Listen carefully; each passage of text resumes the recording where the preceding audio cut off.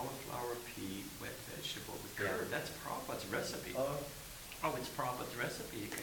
Prabhupada instructed them in LA still for Krishna. This is how you make it. Prabhupada said they get this paneer and yogurt sauce. You know, he started himself. Prabhupada said they will give up lobster soup. Because Prabhupada came to Boston there. You know, somebody has in Boston. You know, lobster soup. Yeah. Anyway, but it's a classic. It's Prabhupada's recipe. It's a classic. Couldn't believe it. So wait a minute, maybe I did join the right movement. Oh, yeah. No. Yeah, I'm ready to get ready.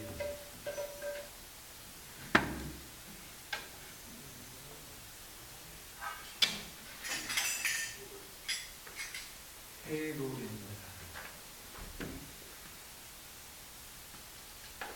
Thank you for getting rid of that crazy.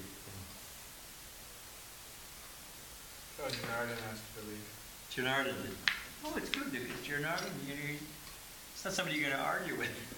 You know, Damodar Kumar, I could probably whip him, you know. Takes a look at Janardhan, well, that's going to be a battle. It's a different case. Okay. She told him, may you promptly go to hell. Oh, what can you do? You know, they're not in order. Kali Yuga makes people crazy. Makes people crazy. Yeah. Oh, no shortage. I like them. There's that tape where the lady says, stands up, starts shouting at Prabhupada in the middle of his lecture. She says, I'm God, I'm God. And Prabhupada says, please accept my obeisances. What do you say to something? It's completely crazy. Please accept my what can you do? Devotees are tolerant. We have to tolerate. Someone said to Prabhupada, it was a newspaper reporter, because Prabhupada was talking about the 4 regular principles, you know. And they said, oh, you're very conservative. Prabhupada said, no, Lord Chaitanya is very liberal. So actually, the devotees are very liberal, you know. I mean, these people...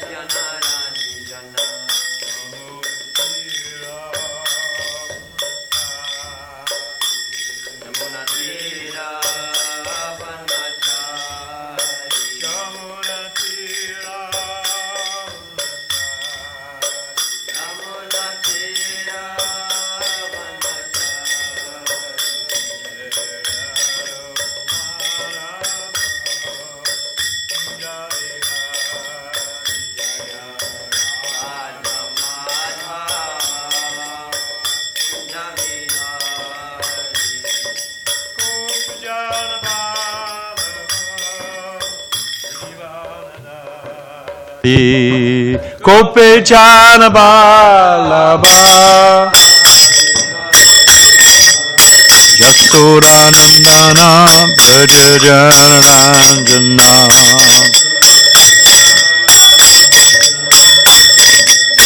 Jamuna Tiravanatari Jamuna Tiravanatari Jaya Raro Marava Kundaliyari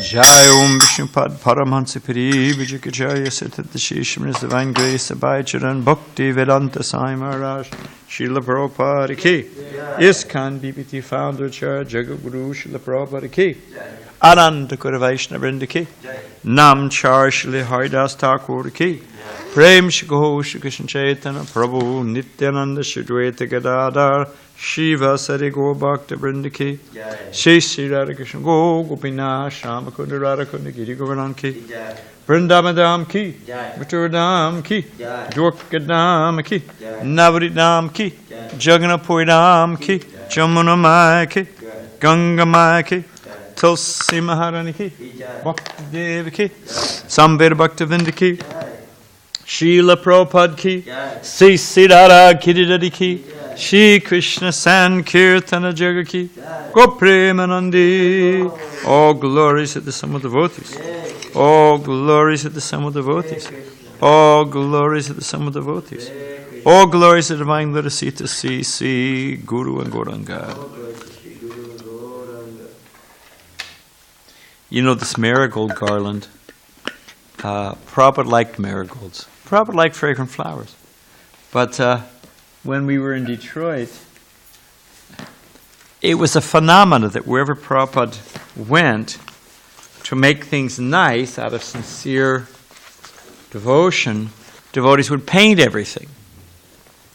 But you know, if you're in a room that's just been freshly painted, especially if you have sensitive senses, you know, you can get a headache. You can get, and practically every room, every time Prabhupada, everywhere he went, devotees had just painted, you know. So Harisari Prabhu said when Prabhupada came to Detroit, walked into his quarters, looked at Harisari, and with voice of resignation said, fresh paint. But what Prabhupada did was he took apart, because it was summertime, and so there was a lot of marigolds. We were growing marigolds at the temple.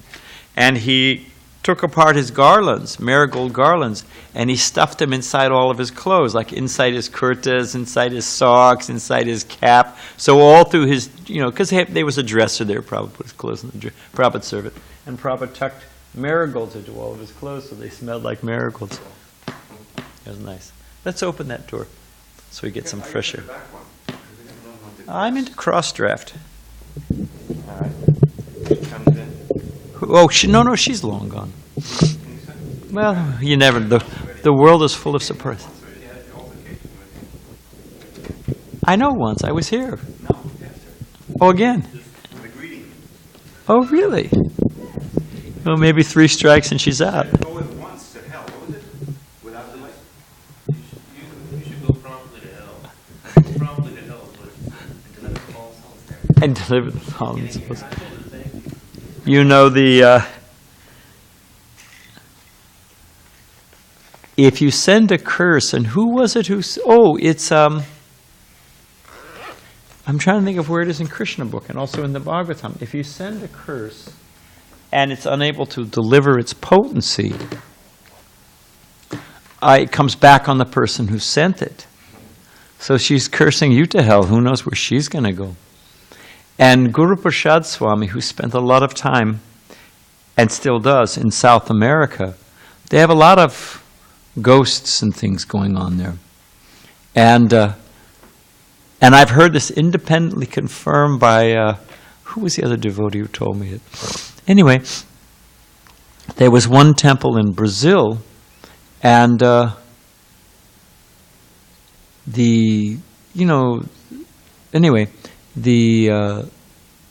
was kind of a depressed atmosphere. So Guru Prasad Swami said, something's weird here. And so they held a kirtan. And they had like a 24-hour kirtan, something like that. And the mood lifted. It's like, if you've got a 60-watt light bulb and you turn in a 100-watt light bulb, you can notice the difference. So a couple days went by. Oh, and when they cleaned off the roof of the temple, they noticed these little bundles of cloth that had things like fingernails and hair and pieces of cloth tied into little bundles. Now this is black magic. You get someone's it's like voodoo. You get somebody's personal, from something from their body, shavings, fingernails, whatever, and you do some kind of voodoo curse. So someone had put these on top of them.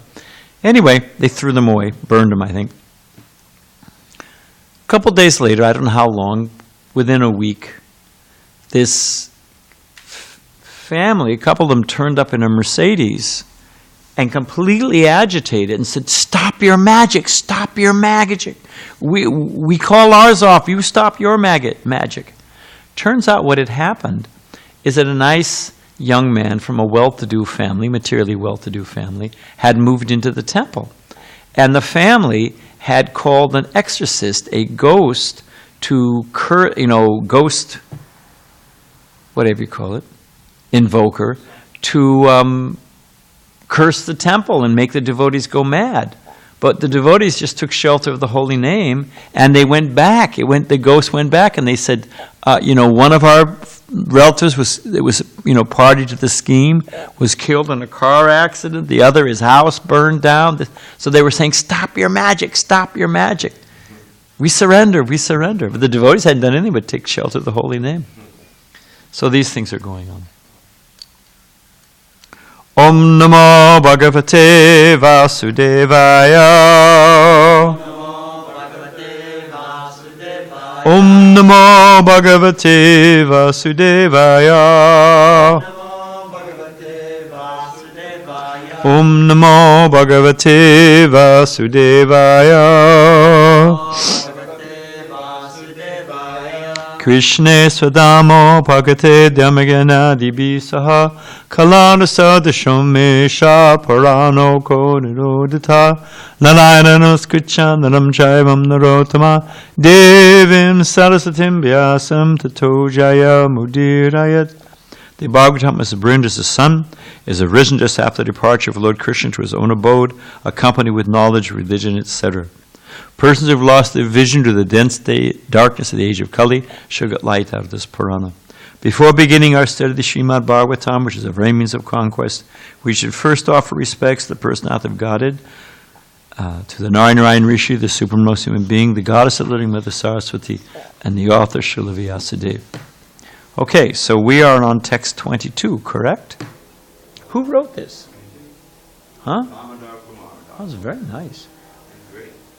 Mayanyena bhavena bhaktim kurvanti yejram matkrite tyaktva karmanas tyakta svajana bandhavaha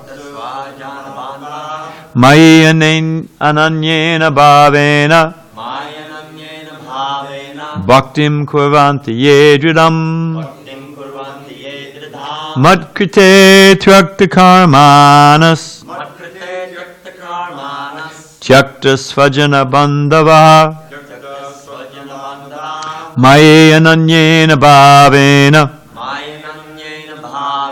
bhaktim kurvanti yedridam Madkrite tyakta karmanas tyakta svajana bandhavaha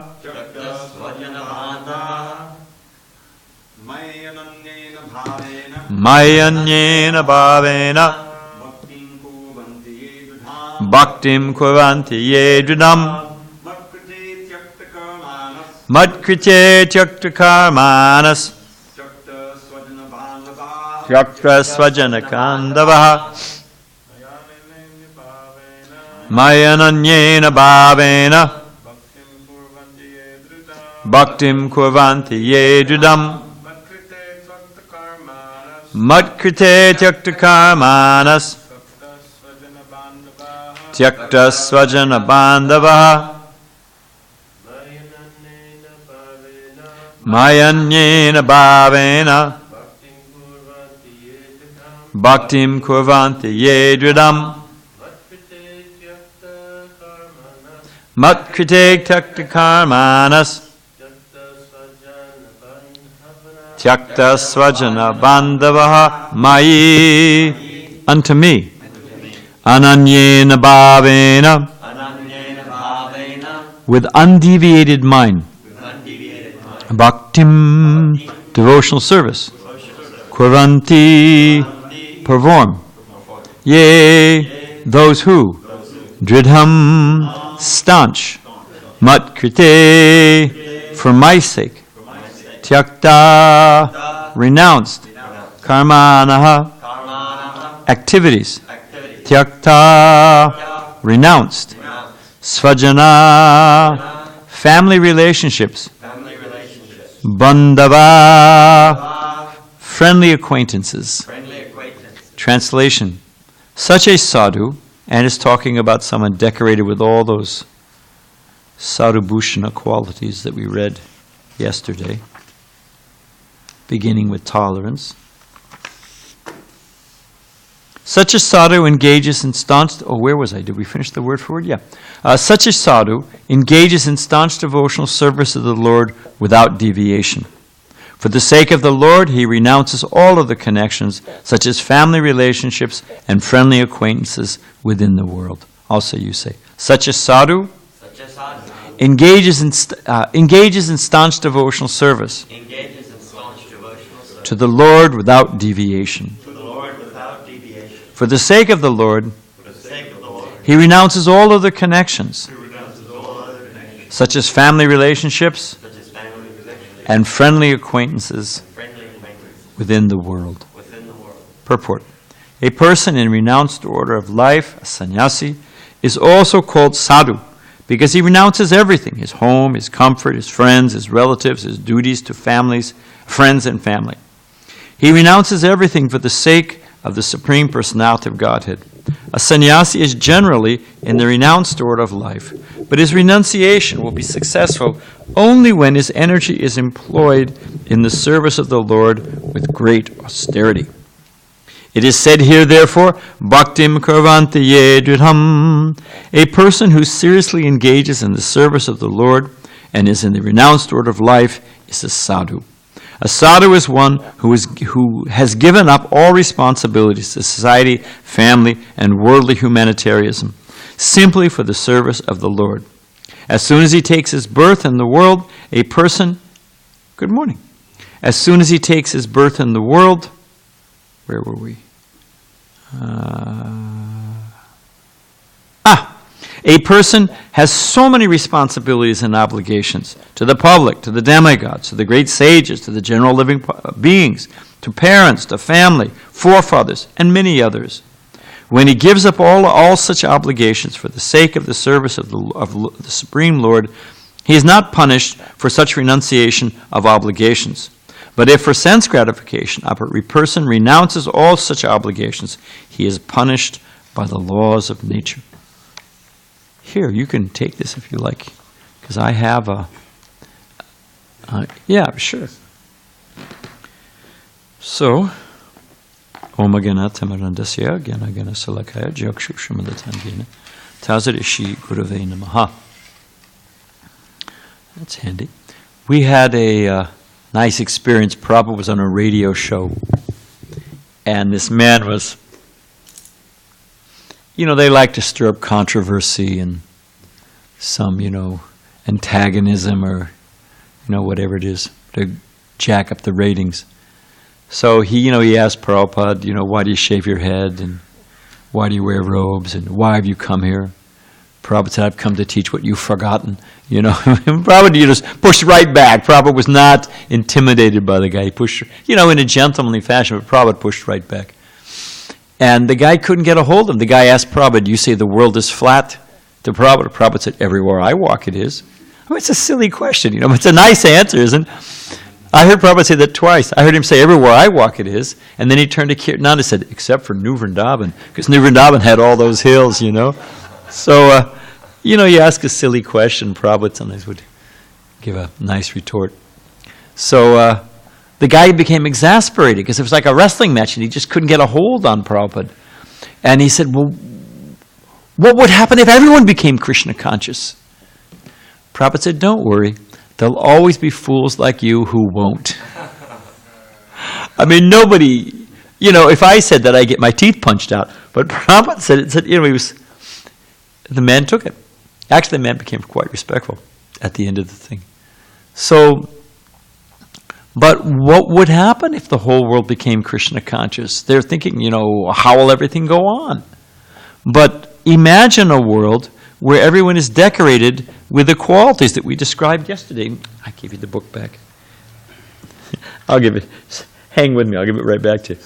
It says here, yesterday's verse, because this is a two-parter. This verse, yesterday's verse, and today's verse.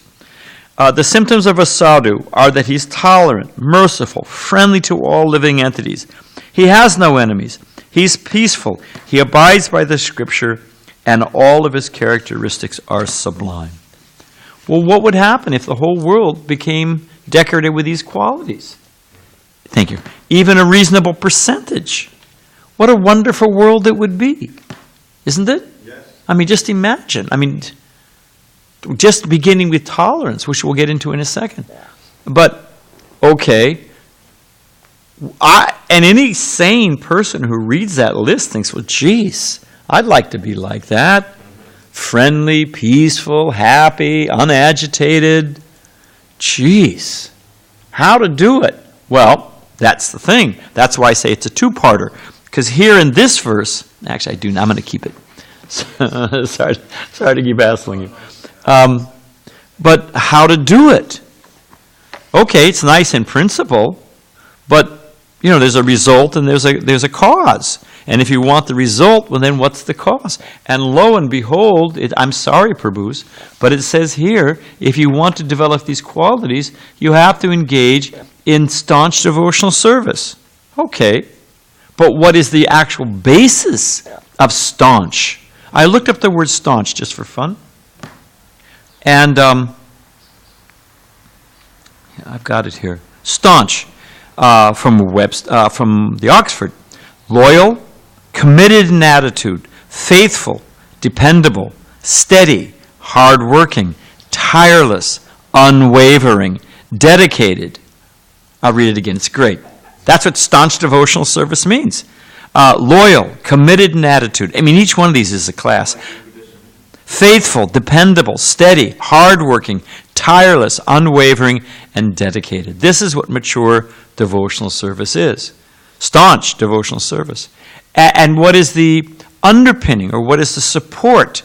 What is the impetus for that staunch devotional service? Of course, Krishna's transcendental form, his pastimes, his devotees, so many different Malpura, nice Krishna Prasadam, quesadillas. I mean, these are all impetus, no doubt.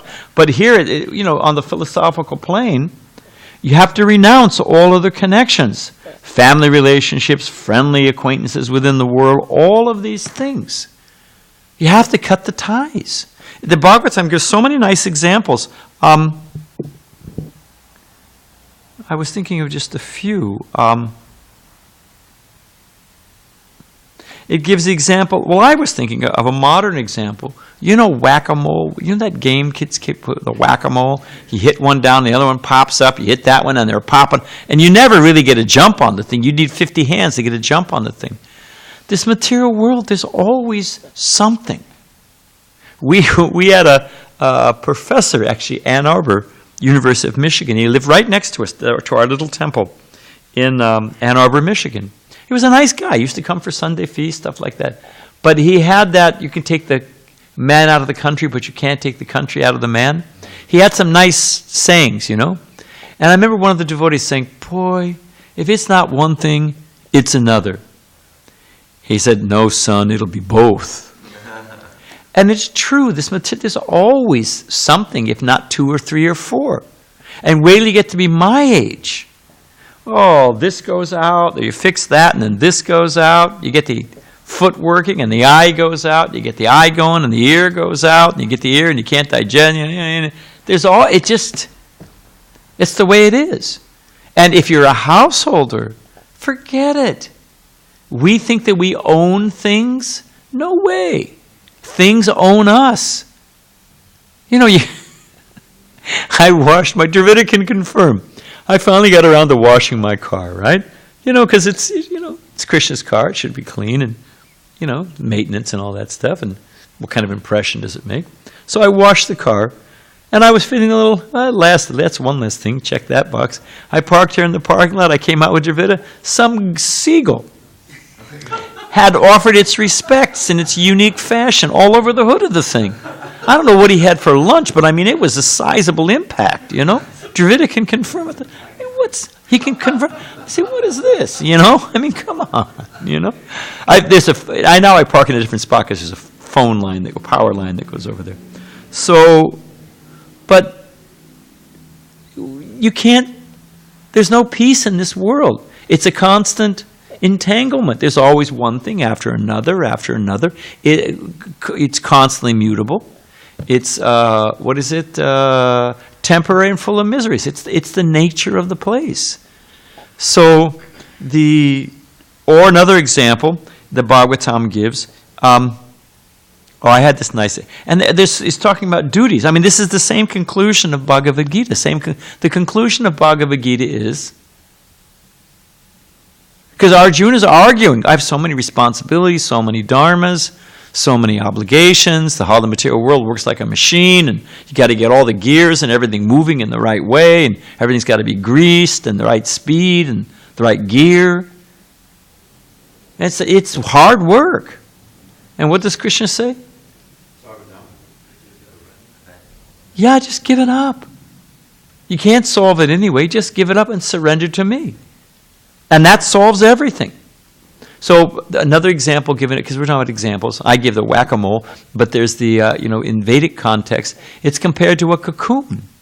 The silkworm works very hard making that cocoon. But the result is it creates its own prison. And because of the cocoon, the silkwalla comes and throws it in the boiling oil and kills it, boiling water and kills it. And he becomes entrapped in the thing,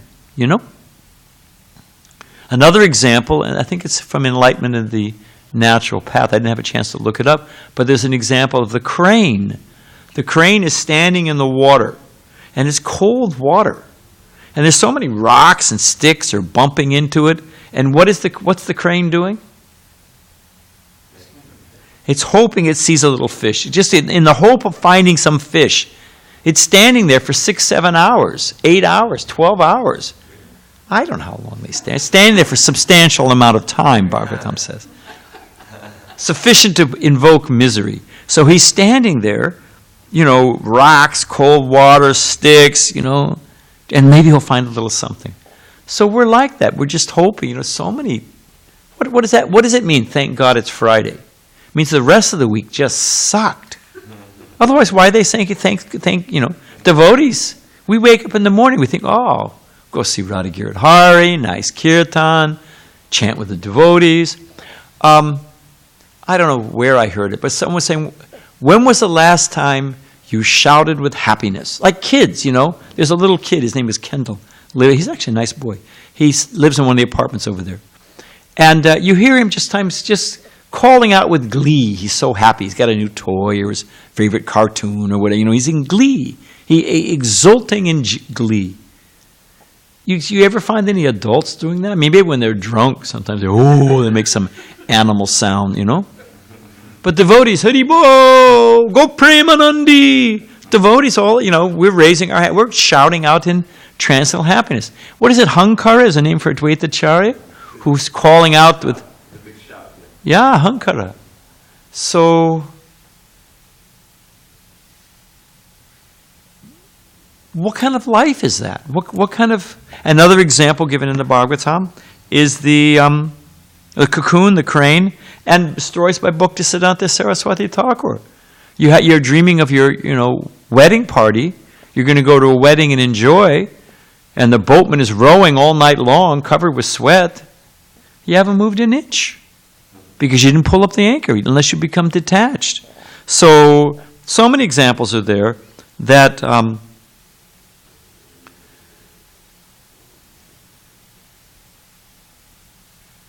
well, I guess I'll say it. I guess I'll wrap that up and then say the other thing. So many, the previous verse, those are qualities we'd all like to have. Bhagavatam is full of this, like connect the dots, sequential. Okay, if you want this, then you have to do that, and that rests on this. Like what is it, the classic in the Gita, is that everyone wants to become happy. Well, you can't become happy unless you become peaceful. Well, you can't become peaceful unless you have controlled senses. Well, you can't have controlled senses unless you have a steady mind. You can't have a steady mind unless your mind is fixed in transcendence. And you can't be fixed in transcendence unless you're in relationship to the Supreme. So, sorry, folks. You got to connect the dots. That's where this train goes.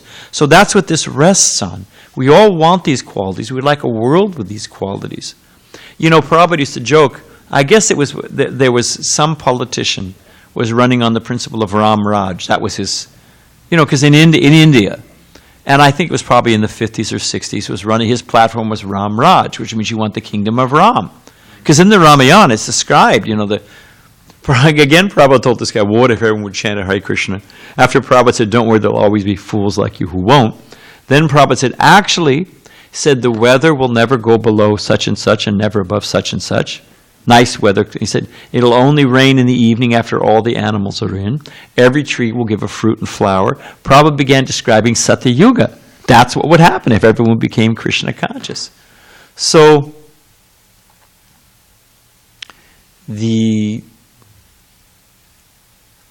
if we want these things, if we want a world with these, we all want a world with these qualities. If you want a world with these qualities, then we cannot,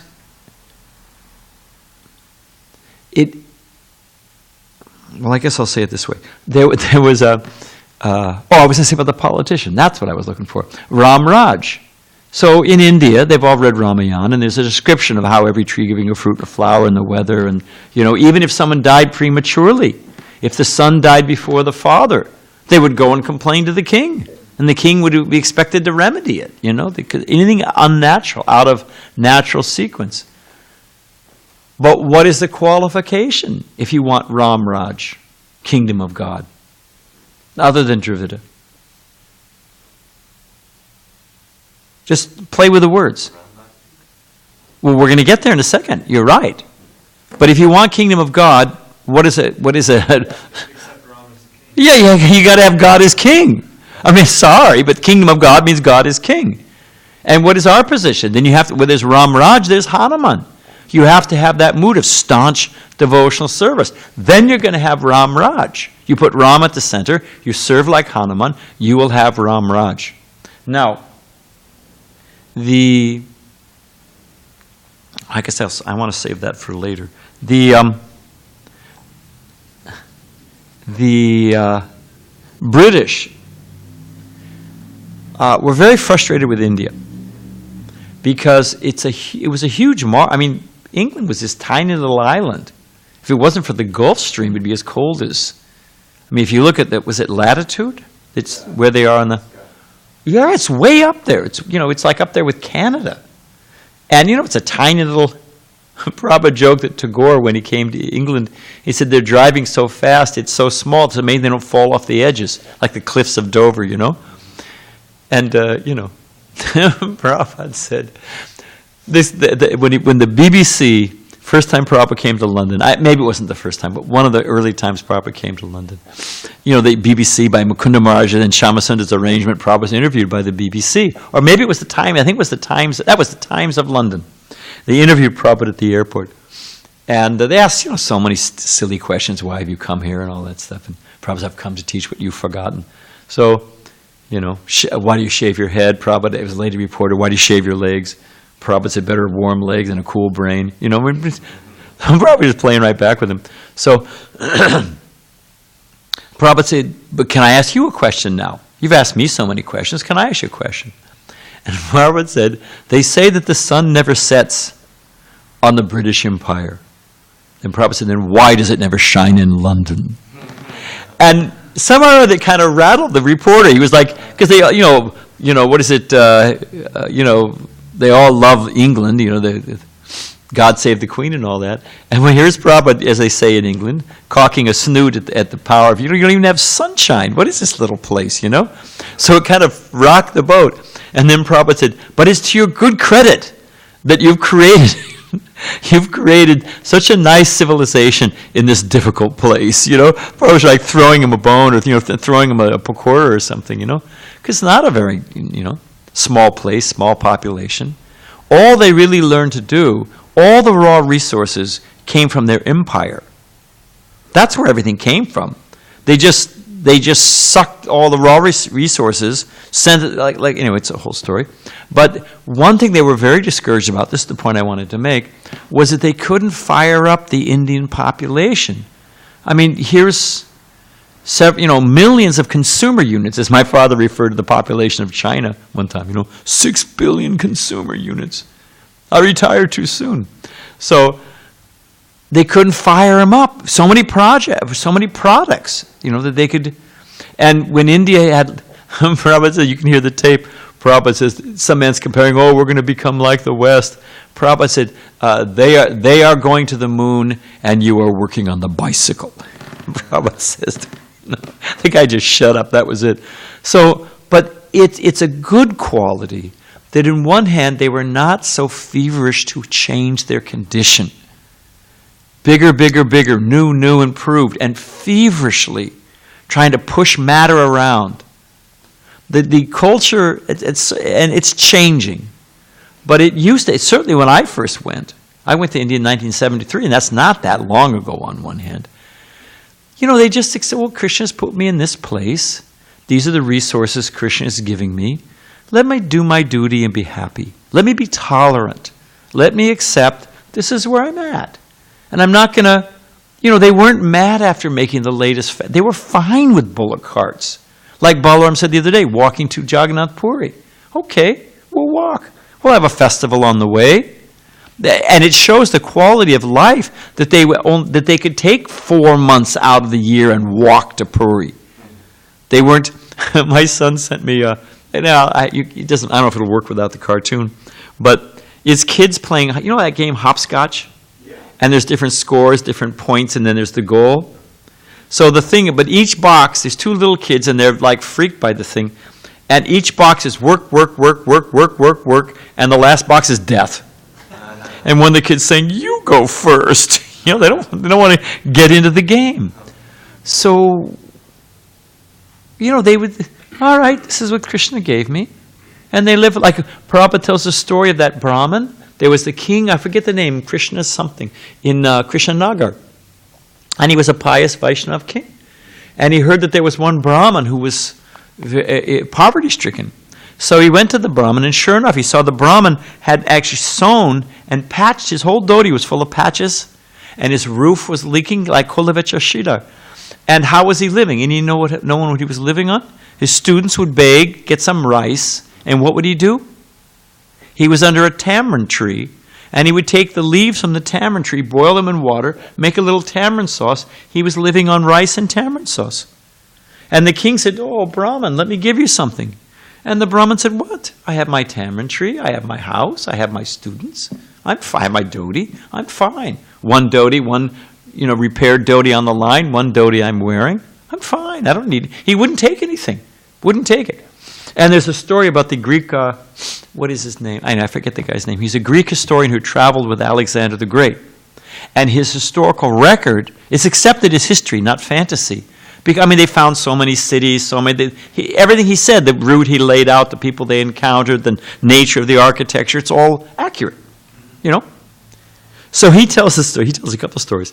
He tells one story that they came from, through the Hindu Kush, they came down, into the Ganga plain, and they were marching, I'm Alexander the Great, and they trampled past one yogi's through his, one ashram. They have their flower garden, their vegetable garden, they're growing their fodder for their cows. And his army just marched, nicked the corner of the thing, So Alexander the Great was impressed by the yogi and the ashram, the sadhu, and said, "Can I do anything for you?" The sadhu was sitting out getting his morning massage from his disciples. And he said, "Yes, you could move out of my son." He was fully saying, "What, you idiot, just move on, It's also in there, it's quite interesting. There was Alexander the Great, they marched through some other yogi's ashram, and they wanted to confiscate it or camp there, and the yogi said, please, can you, it's a long river, just camp some, too many people, you'll disturb our, and he probably was thinking, I don't want these meteors camping in my ashram, So Alexander the Great disregarded him. He held up his danda, the sannyasi, it says his staff, he held up his staff, and all of the weapons became red hot. They dropped all their swords, they couldn't touch it, everything became red hot. A flame emanated from his staff. So it's in that book, I forget the name of the thing. So, at that point, Alexander the Great turned around and went back. He left India. So, but the point is that they couldn't fire up because they had Vedic culture. They said, I've got my wife, one wife, whatever.